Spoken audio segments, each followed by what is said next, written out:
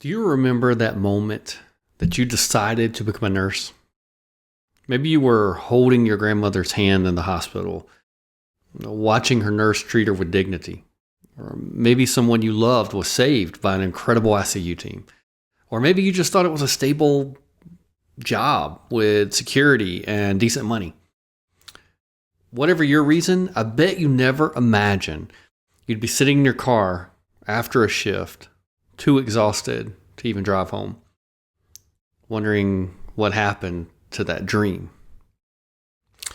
Well, today I want to talk to you about the lie that we all bought into. And more importantly, how to get what we actually came here for. So let me take you back to nursing school for a minute. You remember what they told us? Nursing is the most trusted profession. You're going to make a real difference in the world. Doctors and patients will respect your expertise. And we believed it. I mean, why wouldn't we? I've been a nurse for 27 years now, and I can tell you exactly what drew me in. I liked the money. I wanted to help people, sure. I also wanted respect. I wanted to be that person that families turned to when they were scared. I wanted doctors to value my assessment skills. I wanted to build a career that could actually mean something. I think about Rachel. She's one of our Catalyst members. Her entire family was in healthcare. Her mom was a nurse. Her dad was a physician. Her grandmother was a nurse. And she told me, Randy, I grew up seeing nursing as this noble profession. My dad would talk about the nurses he worked with like they were partners in saving lives. And that's what we thought we were signing up for. But here's what we actually got. And look, I'm not going to sugarcoat this because you live it every day. Instead of being treated like healthcare professionals that we really are, we became the hospital's Swiss Army knife, expected to literally do everything from life-saving interventions to housekeeping. We were expected to guide the physician's medical decisions through our intelligent analysis of the patient's condition, the lab values, the radiology reports, while also feeding a patient Jell-O and cleaning up their bowel movement, often all in the same hour. Chelsea, she's one of our Catalyst clients, she put it perfectly, I think. She said, I specialized in spinal cord injuries and brain trauma and strokes, literally helping people to relearn to live. But I spent half my shift being yelled at about call light response times. And you know what really gets me? This most trusted profession stuff. I mean, yes, patients say they trust us in surveys. But when's the last time that translated to actual respect at work? Seth, he's a Marine Corps Special Forces before he came into nursing. And he told me something that kind of hit me hard. He said, in the military, expertise was respected. In the hospital, I ended up having to ask for permission to take a bathroom break. He said, I went from leading operations to being micromanaged about my lunch timing. and we haven't even talked about money because nobody wants to admit that we went into nursing partially for financial stability. And there is no shame in that, guys. But what did we actually get? Amanda told me she was floating between 3 hospitals. She was working every unit they could throw at her. And she said, I was maintaining competencies for 15 different units, handling any patient they gave me, making $32 an hour, while administrators who couldn't even start an IV were sitting in their office making 6 figures. And looking back now, I see 3 specific ways the profession kind of betrayed what we came into it for. The first betrayal I'll call the caring paradox. We came into nursing to care for people, but the system is actually designed to prevent real caring. You get 4, 6, 8, sometimes more patients. And you know what that means. You're not caring, you're just trying to survive. Nicole, an L&D nurse in our community, she said, I went into labor and delivery to be part of the most important day of families' lives. And instead, here I was charting through deliveries, missing the actual moments because I had to document that I was present for them. Betrayal 2. I'll call this the expertise burial. We studied in school pathophysiology, pharmacology, complex disease processes. We can look at a patient across the room and know something's wrong before any monitor alarms. But what are we actually doing? And Catherine, 35 years of nursing experience, and she said, I had all this knowledge about evidence-based practice, best outcomes, quality improvement, but every time I tried to implement something better, I was told that's not how we do it here. You got to go through a different channel, a different committee. And betrayal 3, I'm going to call that one the life sacrifice. We thought we were choosing a career.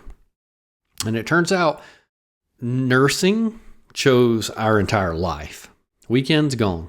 Holidays, got to work. Kids, school plays, games, sorry. Can't leave during a shift. Kelsey's story kind of broke my heart. 8 years in NICU. And she said, I was saving premature babies, but I was missing my own baby's milestones. And the irony, she said, wasn't lost on her. Helping other families while hers got the leftovers. And here's the thing though, and this is super important. The problem isn't that you chose wrong. The problem is that you're trying to find what you came for in a system that was never designed to give it to you. Hospitals don't want partners. They want workers. They don't want your expertise. They want your compliance. They don't care about your calling. They care about coverage. But listen to what happened when Sarah realized this. Travel nurse, had back surgery, which ended her bedside career. And she told me the moment I stopped trying to find respect in the hospital and started offering my expertise to attorneys, everything changed. First attorney I worked with called me the expert. Not the nurse, the expert. That's when it clicked for her. And that's when it clicked for me years ago. I mean, look, legal nurse consulting gives you everything you actually came to nursing for. But don't believe me, let me prove it to you. First, you actually get the respect you deserve.